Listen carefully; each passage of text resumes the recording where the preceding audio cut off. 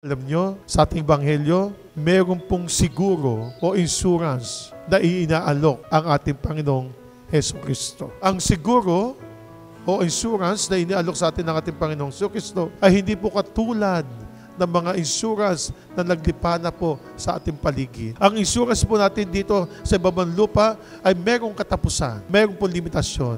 Ang iniaalok ng ating Panginoong Jesucristo bilang isang mabuting pastol ay walang katapusan. Merong pagpapatuloy sa kabilang buhay. Habang ikay nabubuhay pa sa ibabaw ng lupa, ang insurance na inaalok sa iyo, ang ikaw ay maniwala sa anak ng Diyos.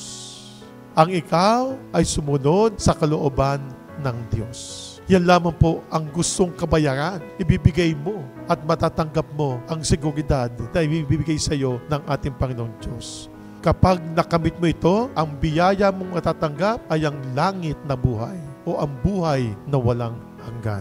Yan po ang iniaalok ng ating Panginoong Jesucristo.